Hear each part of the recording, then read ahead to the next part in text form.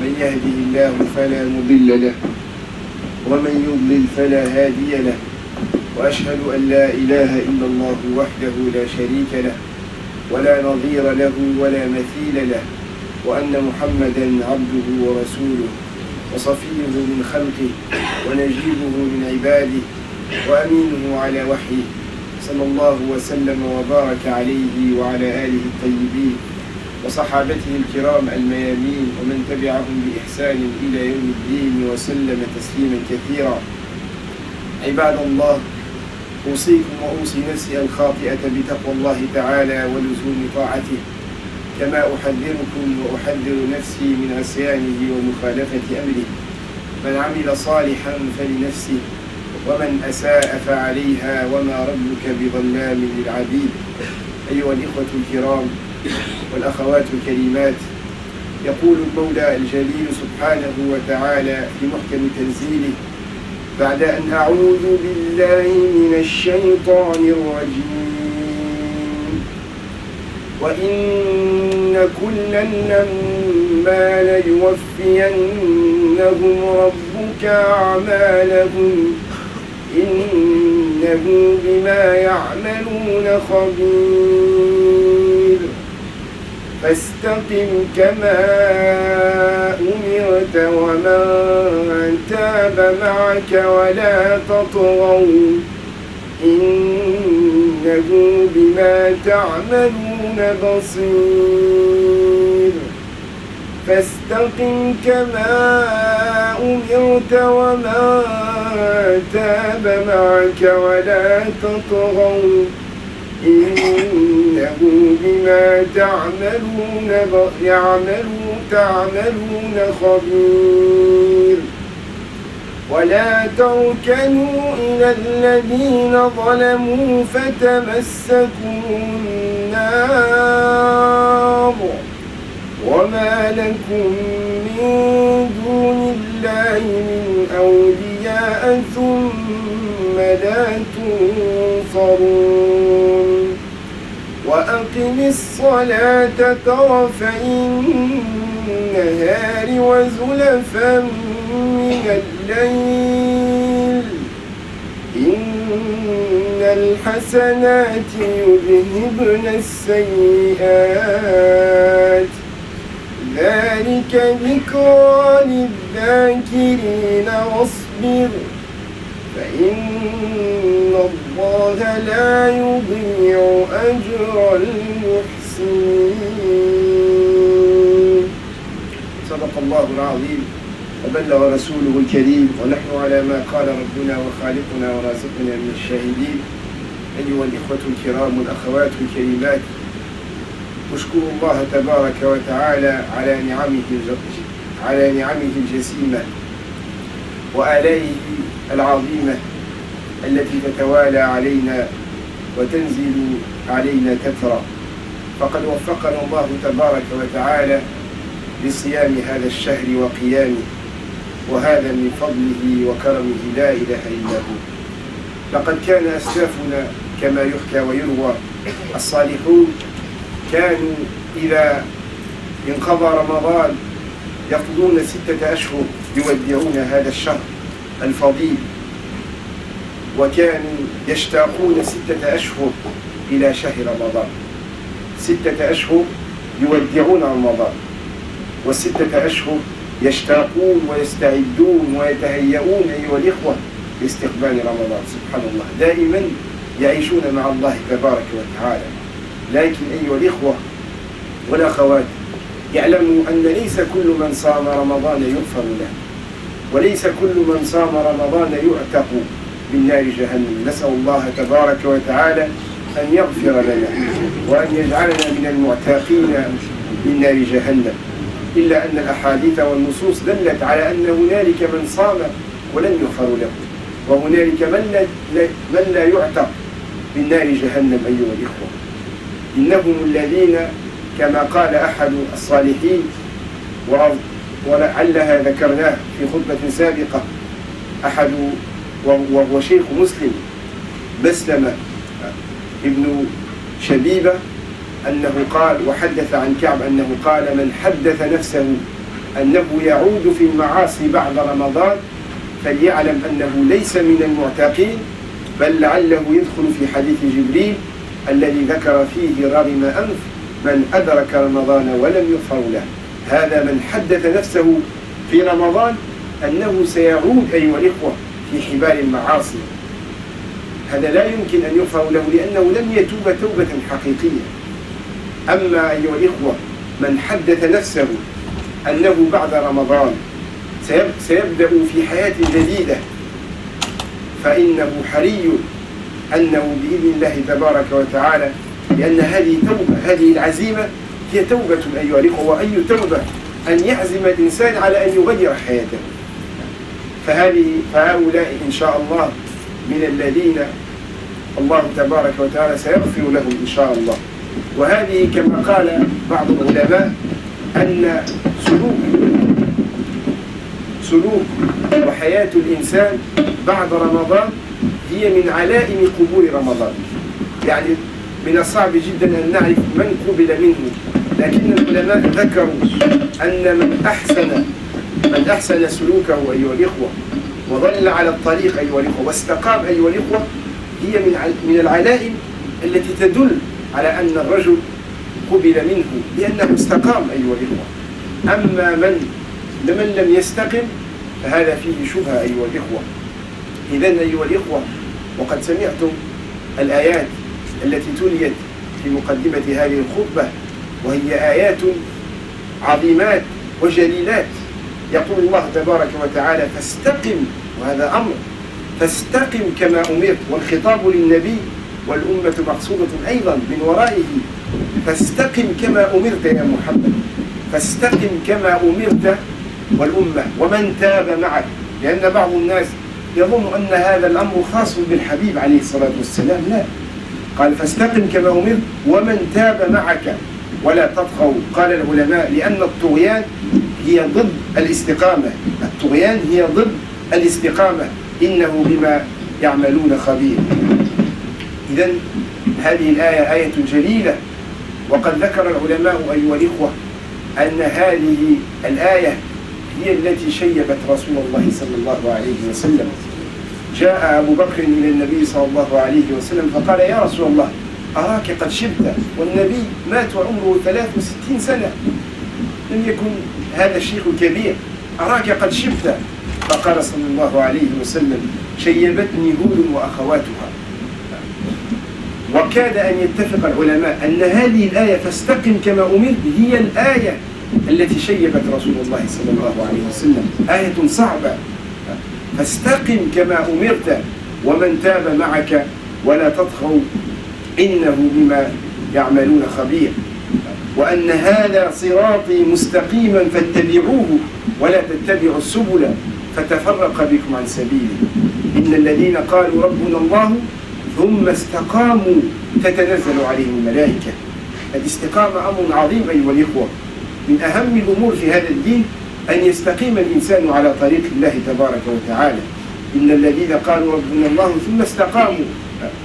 ولذلك العلماء تحدثوا عن هذا الموضوع وذكروا أن الاستقامة أمر عظيم أيها الإخوة، وأن المؤمن الصادق ينبغي عليه أن يستقيم. وكيف يكون الاستقامة؟ الاستقامة أيها الإخوة أن يستقيم الإنسان على طريق الله تبارك وتعالى، وأن يتجنب ما نهى الله تبارك وتعالى عنه، وخاصة أيها الإخوة الكف عن محارم الله، فهذه من أعظم الاستقامة. لذلك لأن الإنسان لا يستطيع أن يأتي بجماع الخيرات، ليس فيه أحد يستطيع أن يأتي بكل الخيرات، لكن كل واحد منا يستطيع أن ينتهي عن نواهي الله تبارك وتعالى. ولذلك في موطأ مالك استقيموا ولم تحصوا. ما معنى هذا الحديث؟ استقيموا، كونوا مستقيمين على الجادة وعلى الصراط، ولن تحصوا، أي لا أحد يستطيع أن يأتي بكل الخيرات، لكن عليك أن تستقيم وأن تحاول قدر المستطاع، بل أن تجتنب ما نهى الله تبارك وتعالى عنه. ولذلك في الحديث المشهور عن إن لم تخني ذاكرتي أظنه عن أبي هريرة ما أمرتكم به فأتوا منه ما استطعتم فعلق الطاعات أيها الإخوة على الاستطاعة ثم قال وما نهيتكم عنه فاجتنبوه. هذا لم يعلقه بالاستطاعة، ولذلك علماؤنا قالوا بأن المنهي عنه أسهل أيها الإخوة في الترك، أسهل من الأوامر، لأن المنهي عنه هي مجرد تروك. وهنا قد يقول قائل كيف تقول ذلك وهذه الشهوات من الصعب جدا أن يمسكها الإنسان؟ أقول صحيح، صحيح وغير صحيح. لماذا؟ لأن الإنسان الذي يجتنب نواهي ما نهى الله تبارك وتعالى عنه، في الحقيقة هذا الإنسان يسهل عليه أن يبتعد عما نهى الله تبارك وتعالى عنه. أما من يعرض نفسه للفتنة بلا شك أنه سيسهل عليه وسيصعب عليه أن يجتنب، لكن على الإنسان أن يجتنب. ولذلك النبي كان دقيقا في تعبيره، قال فاجتنبوه. ولذلك العلماء قالوا لن يكون الإنسان تقيا حتى يدع ما لا بأس به خشية أن يقع فيما فيه بأس. بعض المباحات قد تؤدي إلى المحرمات، ولذلك الله يقول ولا تقربوا، لا تقترب أصلا، اجتنب. انظروا هذه الألفاظ. ولذلك إذا اجتنب الإنسان بهذه الطريقة بلا شك أنه سيكون أسهل. لكن الأوامر والطاعات هذه الله تبارك وتعالى قسم فيها العزائم، فالناس يختلفون، وقد يكون المجتهد في باب آخر ليس مجتهدا في باب آخر من الخير، وهكذا قسم الله تبارك وتعالى القدرات. Alhamdulillah qu'Allah tabaraka wa ta'ala nous a facilité de jeûner ce mois entier. Ça fait partie des plus grands bienfaits qu'Allah tabaraka wa ta'ala peut donner à son serviteur, de lui faciliter de jeûner ce mois entier et de finir ce mois du Ramadan. C'est un très très grand bienfait d'Allah tabaraka wa ta'ala.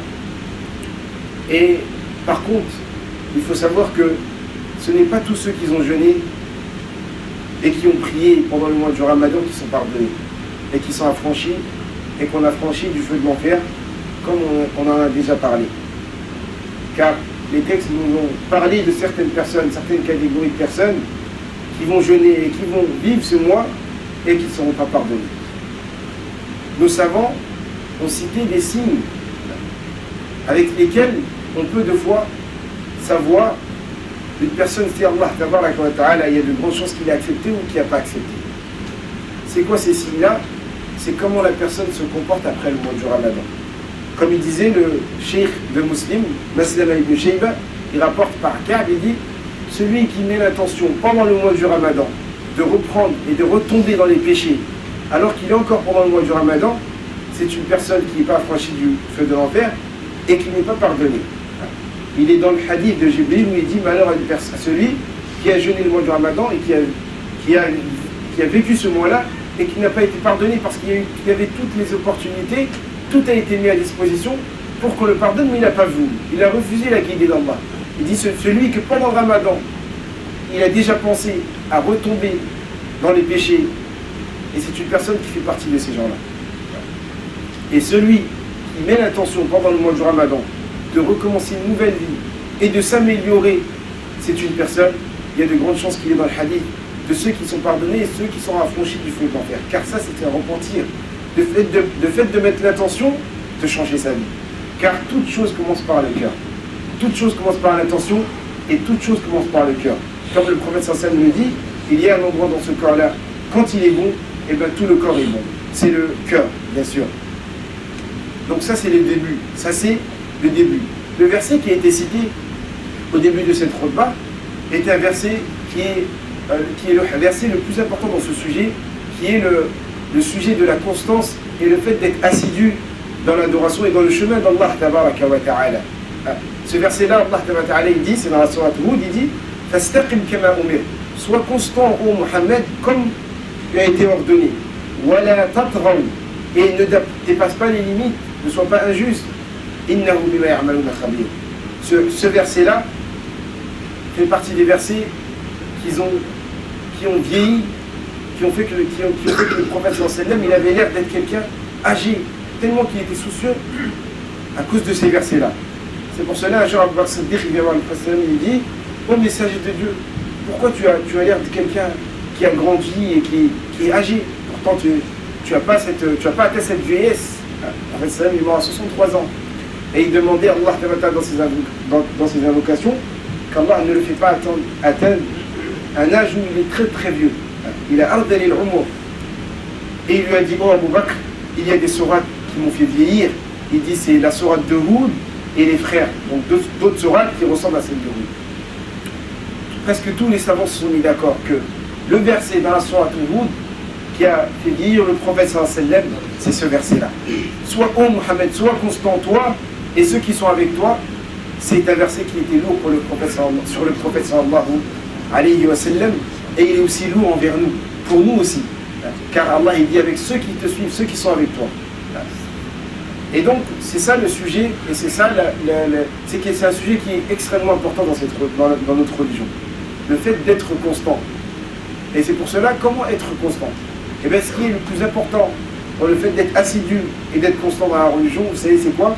C'est le fait de s'éloigner des interdits d'Allah tabaraka wa ta'ala et d'essayer de faire le maximum possible de faire le bien dans ce qui est dans notre capacité, bien sûr, comme ça a été rapporté dans le hadith d'Abu Huraira où le professeur sallam dit quand je vous ordonne une chose, essayez de faire ce que vous pouvez, et quand je vous interdis une chose, éloignez-vous. Regardez le mot que le professeur sallam emploie, c'est très précis. Il dit éloignez-vous de cette chose-là.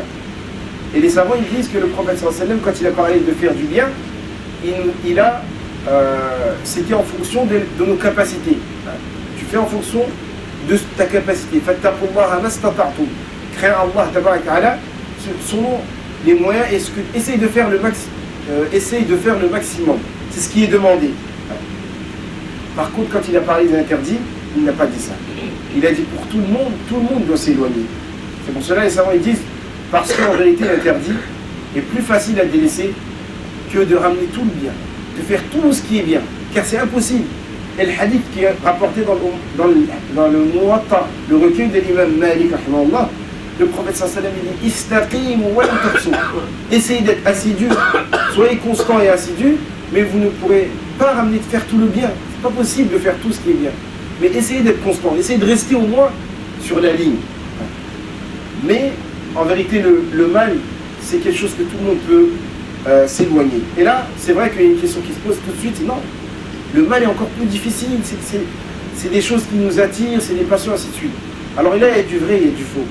Pour celui qui s'approche et qui se met dans une situation où il se facilite le haram, bien sûr que ça serait très très dur. Pourquoi? Parce qu'il s'est mis dans une situation difficile. Alors que ce qui est demandé, c'est de ne pas faire le mal, mais c'est de s'en éloigner. En fait, c'est ça, Allah quand il parle des interdits, il dit Wala taqrabu, ne vous approchez pas. Ce qui veut dire que, comme des savants pieux nous disaient, ça nous arrive de laisser des choses qui sont autorisées au niveau juridique. Mais comme on ne veut pas tomber dans l'interdit, on va le laisser. Comme on veut pas tomber, donc il faut s'éloigner. Pour celui qui s'en éloigne, subhanallah, ça va être très facile. Pourquoi? Parce qu'il ne va pas se mettre dans une situation où il va éveiller ses passions-là. Et donc, c'est pour ça le hadith il est très précis. Et donc c'est ça qui est important, de s'éloigner de ce qu'Allah tabaraka wa ta'ala interdit. أقول قولي هذا وأستغفر الله لي ولكم فاستغفروه فيا فوز المستغفرين.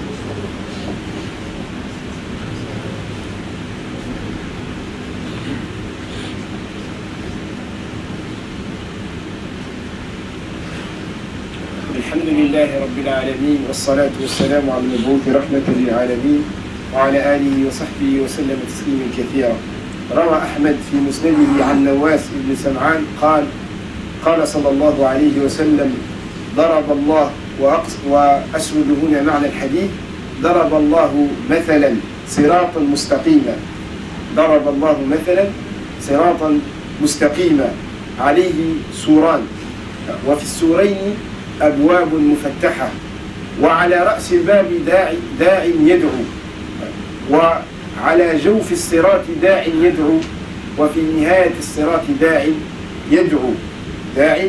يدعو ثم قال صلى الله عليه وسلم أما الصراط فهو دين الإسلام الصراط هو دين الإسلام ثم قال أما الأبواب فهي محارم الله تبارك وتعالى. قال فإذا هم العبد أن يفتح الباب نادى الداعي ليقول لا تفتح، فإنك إن تفتح تعوج وتلج وتسقط في المعاصي. فيقول له هذا الداعي لا تفتح، لأن هذه الأبواب أيها الإخوة هي محارم الله. وفي الحديث النعمان، وهو حديث أيضا شريف، قال صلى الله عليه وسلم في هذا الحديث: ألا وإن لكل ملك حمى، ألا وإن حمى الله محارمه، ألا وإن لكل أو كذلك في بداية الحديث قال: إن الحلال بين وإن الحرام بين وبينهما أمور مشتبهات فمن اتقى الشبهات فقد استبرأ لدينه وعرضه، ومن وقع في الشبهات وقع في الحرام كالراعي يرعى حول الحمى يوشك أن يرتع فيه، ألا وإن لكل ملك حمى، إلى آخر الحديث. ثم قال صلى الله عليه وسلم وهو يشرح هذا المثل البديع والجميل، قال: الداعي الأول هو كتاب الله، الصراط والإسلام، والداعي الأول هو كتاب الله تبارك وتعالى، الاستمساك بكتاب الله تبارك وتعالى. ثم قال: والداعي الثاني هو قلب الإنسان، لأن الله تبارك وتعالى جعل من قلب الإنسان واعظ، وهو ما يسمى أيها الإخوة بالنفس اللوامة، النفس التي تعظ صاحبها وتلومه. هذا أيها الإخوة لا يقع إلا للأخيار، لأن هنالكم من أيها الإخوة تغيرت نفسه إلى درجة أنها اطمأنت أيها الإخوة إلى محارم الله، والعياذ بالله من هذه الحالة. لكن المؤمن أيها الإخوة ضميره صاحي، ضميره أيها الإخوة يؤنبه، فلا أقسم بالنفس اللوامة، بل الإنسان على نفسه بصيرة، بل الإنسان على نفسه بصيرة ولو ألقى معاذيره. إذن هذا أيضا يمنع الإنسان ويحجب الإنسان من أن يقع بهذه السرعة في معاصي الله تبارك وتعالى وسخطه. وإذن أيها الإخوة هذا الحديث.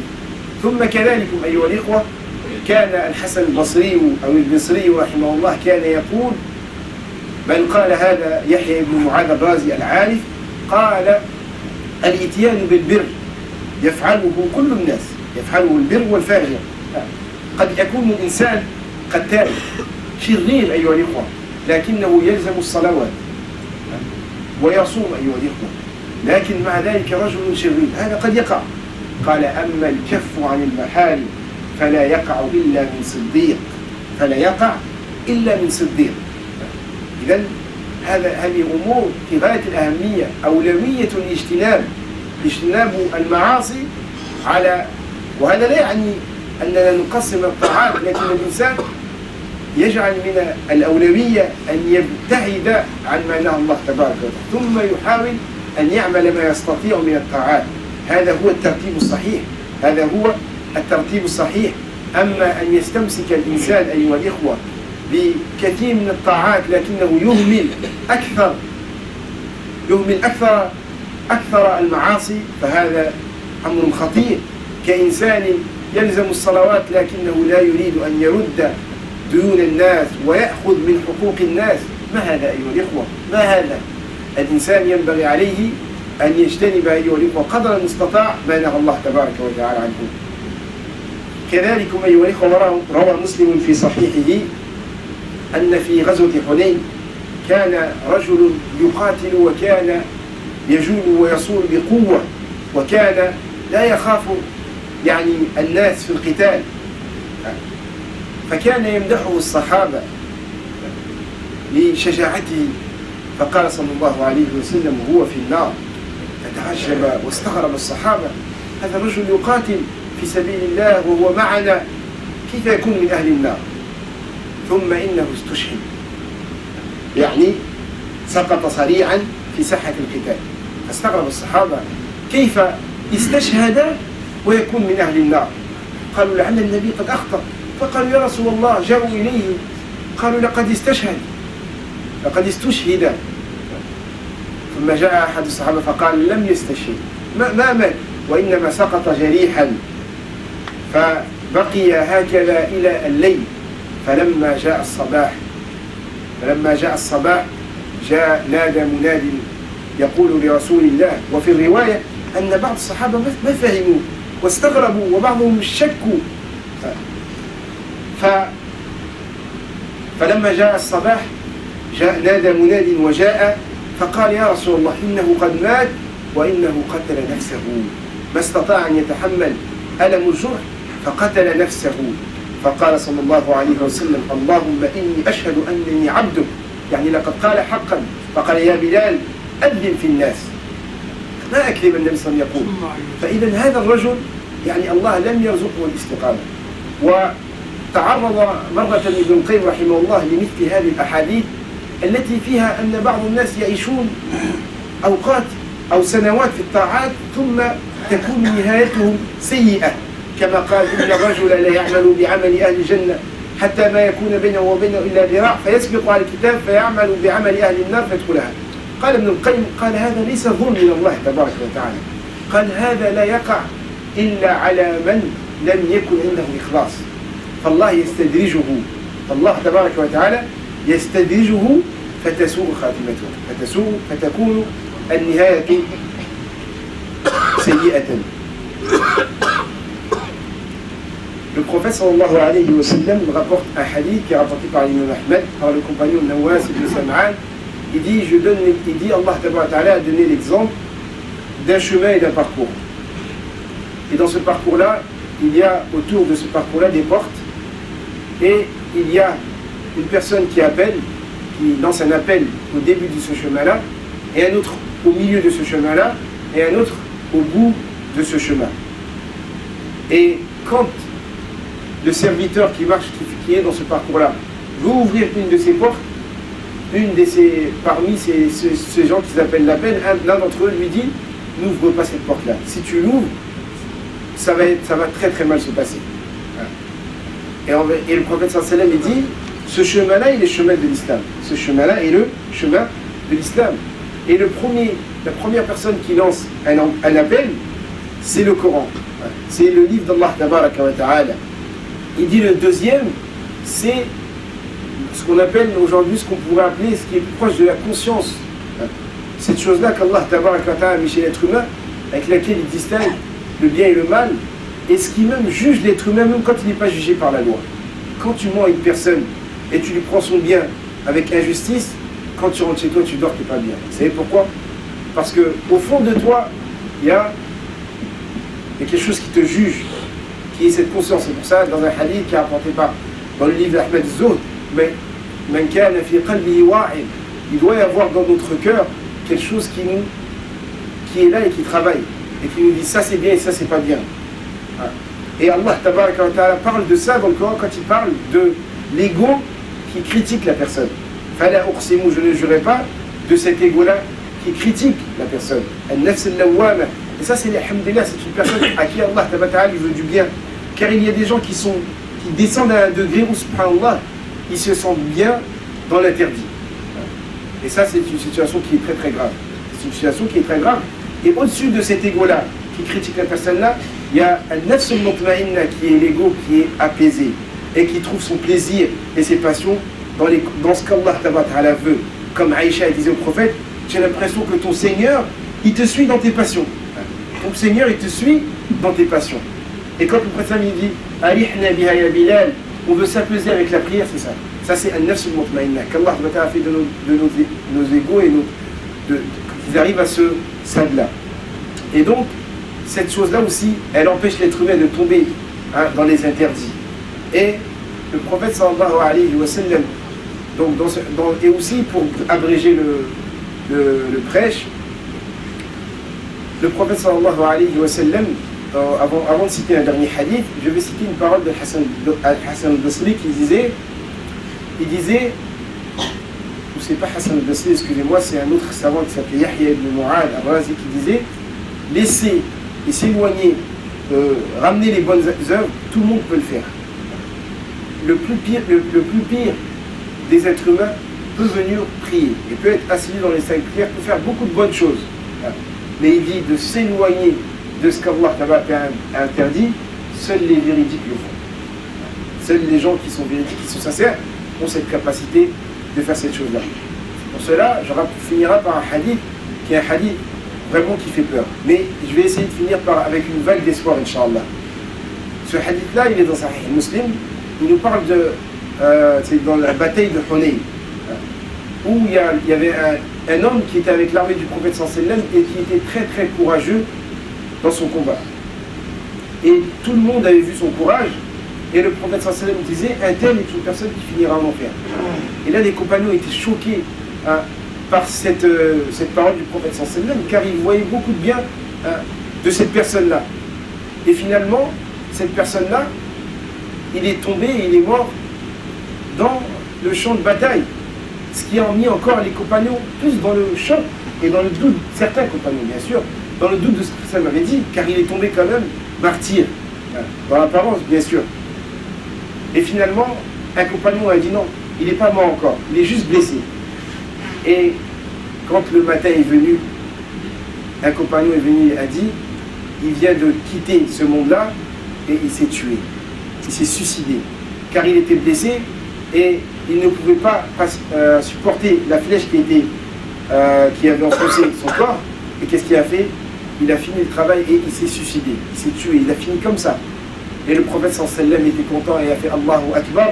Et il lui a dit, je témoigne que je suis le serviteur d'Allah, c'est son prophète. Ce qui veut dire, j'ai pas menti. Et je sais pourquoi j'ai dit ça. Et ça, c'est pas une injustice. Il ne faut pas voir ça comme une injustice, car il y a beaucoup d'autres hadiths qui parlent des gens qui font beaucoup de bien et qui finissent mal.